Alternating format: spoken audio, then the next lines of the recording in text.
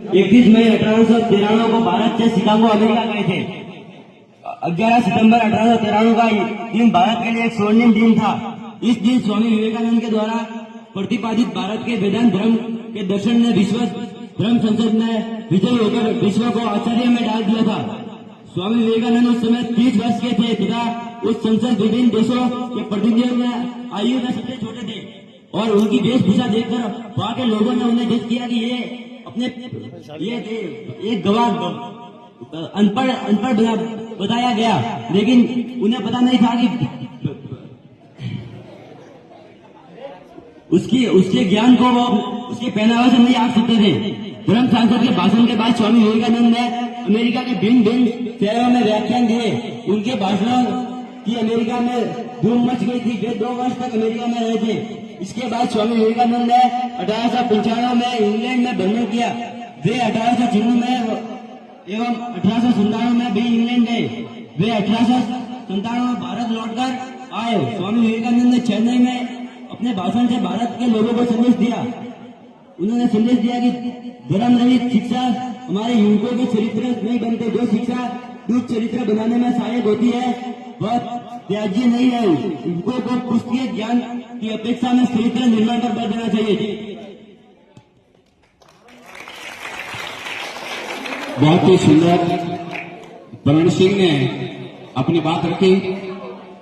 उन्होंने कहा कि भाई किसी व्यक्ति की तुलना उसकी वेशभूषा से नहीं करनी चाहिए, उनके गुणों को उनके संस्कारों से करनी चाहिए।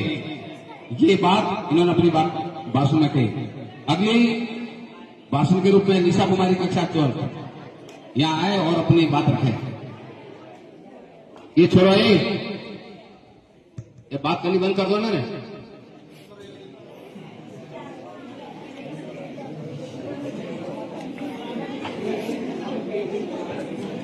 आदरणीय प्रधानाचार्य जी एवं समस्त गुरुजनों तथा भाइयों एवं बहनों, आज मैं स्वामी विवेकानंद जयंती पर 2 शब्द कहना चाहती हूँ, ध्यान से सुने। स्वामी विवेकानंद बचपन का नाम नरेंद्रनाथ दत्ता था। इनका जन्म 12 जनवरी 1863 को कोलकाता की सिमुलिया नामक पल्ली में हुआ था। इनके पिता का नाम विश्वनाथ दत्ता था, माता का नाम भुवनेश्वरी देवी था। कोलकाता विश्वविद्यालय में नरेंद्रनाथ पश्चिम के दर्शन शास्त्र के संदेशवाद प्रवृत्ति से प्रभावित हुए। नवंबर 1881 में नरेंद्रनाथ का रामकृष्ण परमहंस के साथ प्रथम परिचय हुआ।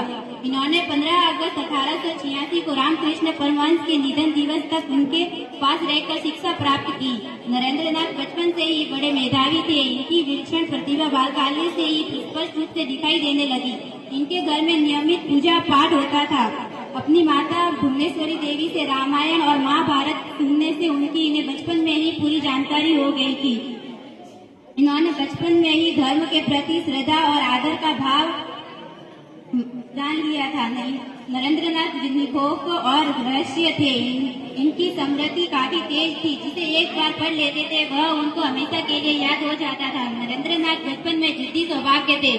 ये बिना तर्क के किसी बात को नहीं मानते थे। जब तक किसी बात का इन्हें प्रत्यक्ष प्रमाण नहीं मिल जाता था तब तक ये इसे नहीं मानते थे। इनकी माता इनसे तंग आकर कहा करती थी, मैंने बहुत मनौती करके शिव से एक पुत्र की कामना की थी, किंतु उन्होंने भेज दिया एक भूत।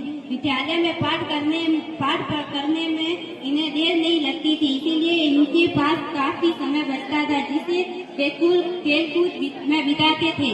दौड़ धूप कुश्ती तैराकी आदि इनके नित्य के काम थे। इनसे कुश्ती और खेलकूद में कोई मुकाबला नहीं कर सकता था। 1879 में उन्होंने स्कूल की शिक्षा पूरी की। जय हिंद।